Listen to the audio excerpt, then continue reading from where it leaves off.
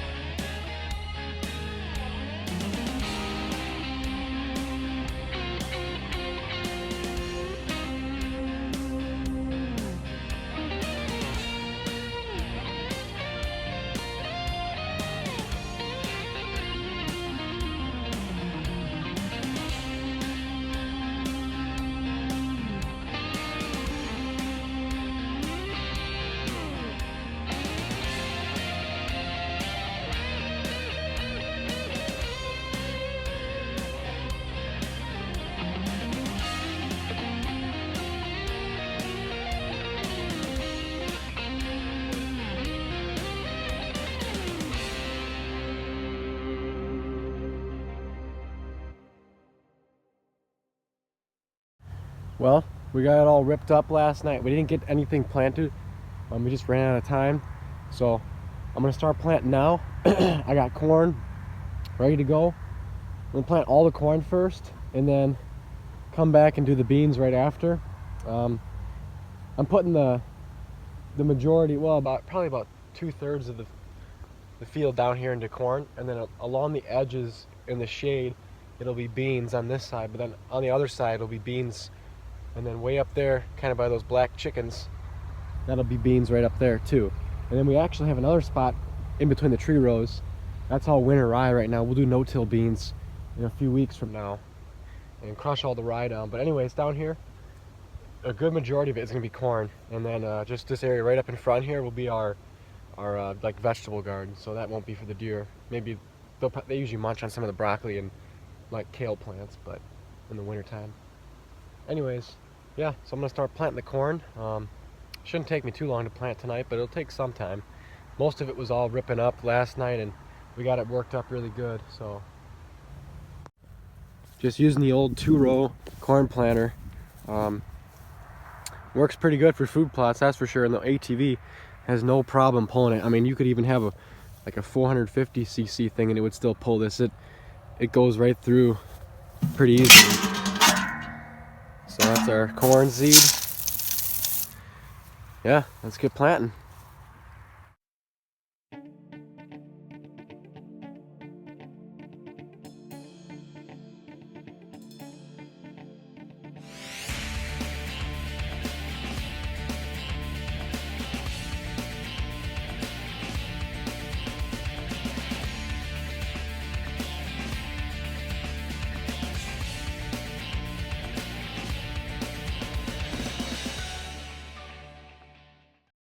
Well, down here checking up on the food plot.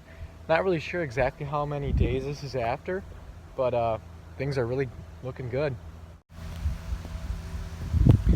This is the corn we're looking at right here.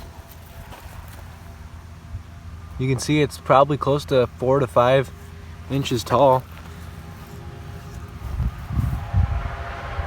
Now you can really start to see, you know, the rows here. You can see I got some tight rows which are right here, and then I got a little bit wider rows here, just to kind of compare and see what produces the best. Another wide row right here. So yeah, looking really good. It all came up relatively quick. I know they always talk about you want even emergence with corn to get high yields. I know last year on that side of the garden down there, I don't know what it was, that corn, like some of the stuff popped up like a couple days before the rest of it, and it was kind of like up and down, like scattered, like different heights for a while. But up there where we had corn last year, everything grew really good, and that stuff up there produced a lot better than the stuff down here on this side. So that's why I switched it up. You can see I got soybeans over on this side. That's where I'm heading to right now. I also got soybeans along this edge, and soybeans underneath the tree along this edge, because I knew the corn wouldn't do the best in the shade there. It's also kind of shady on this side next to these trees, so you can see all the beans coming up. All the weeds are coming too, but thankfully the beans and corn are a little bit ahead of the weeds right now, so I'll probably be spraying this in about like maybe 1 or 2 weeks. But yeah, I'll do one more update in this video, and that'll probably be after spraying. So probably next time you see these food plots, it'll probably be, you know, 2 to 3 weeks probably for sure. But yeah, you can see I got the beans coming in really thick. I double planted, you know, all the rows. I didn't want to leave any wide rows because, you know, they're soybeans. I want to get them in here good, nice and thick, you know, in case the deer get in here and browse them, because this is probably only at most soybeans, maybe 1/3 of an acre at the most. Half of it's all corn. So far I haven't seen too much deer browse, if hardly any. I know in the past down here we've had quite a bit of deer browse, you know, but the last couple years we haven't really had much, which is kind of weird. We're seeing more deer than ever in the wintertime, so it's not like the deer numbers are going down. There just must be other bean fields closer to where they bed that they don't really need to come this far, because like I've said in my other videos, we're not really, you can see there's a road right there, we're not really close to the daytime bedding of any deer herds in the area. They're all coming from that way 1/2 mile or so, or that way about 1/2 mile or so. So we're not really right next to any bedding, so that's probably why we're not seeing a ton of browse. There's got to be other fields in the area that they're eating on, which is good. You know, I don't want them in here now this time of year, but come winter time, when this is the only standing grain in the whole freaking square mile, yeah, that's when they're gonna be here like crazy. So we'll I'll show you these plots in about a couple weeks or so. So see you then. Well, back down here after quite a while. This is probably close to a month by now. I'm not exactly sure how long it is, but yeah, the corn's a little over little taller than knee high already right here. You can see on these tight rows, it's already canopied over pretty good. I sprayed this probably maybe 2 weeks ago, I'm not sure. And you can see like some of the tallest ones. I mean, it's a little taller than my knee, a little higher than knee high. So here's a wider row. I left a few wider rows in here because the deer, they like to run down these wider rows more. Plus, in the wider rows, this corn is going to get more sunlight and probably have a little bit bigger ears, but I'm going to probably get a higher yield out of all these tighter rows. Just looks awesome. And then on this side, I have beans because it's a little bit more shady here. You can tell that this corn on the edge here, it's a little shorter than the stuff up that way. The tallest stuff is right over there. But yeah, this little strip of beans, and then I got a little strip of beans right by those 2 big oaks. And then this is all beans down here. We have been getting some deer browse, definitely more than last year. You can see like these are all ones that have been browsed off. And then it shot out these side shoots, and that's what's gonna grow now. That's why they look kind of thin too, is because wherever they look thin is where they got munched and bitten off like that. But that should recover. It's just, you know, slowing it down a little bit, which ain't good. Like, they should all be this big. So yeah, every other year our beans get hit hard, because last year, you know, there was hardly any deer browse on our beans here. But there really isn't too bad a browse. Once they get about this big, they can survive a lot. It's just when they're super young like that, they can get stunted a little bit like they did. And I got some beans going up that way, and then beans over there.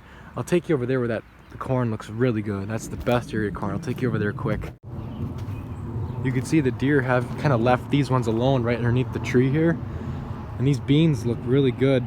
They do so much better in shade than corn does. That's why wherever I have shady plots, I tend to put beans instead of the corn. If I would have planted the corn up here, it wouldn't really amount to anything. So it's kind of a waste of space. Figured I'll put some beans there then. Look at how good this stuff looks.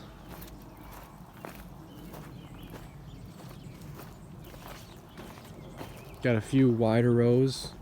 I got different, you know, different variations of row width to kind of compare what yields the best. This is one of the widest rows. This is a 38-inch row. That's what our planter set up at. And then all these thicker rows I planted just like I planted the beans, basically just double planted.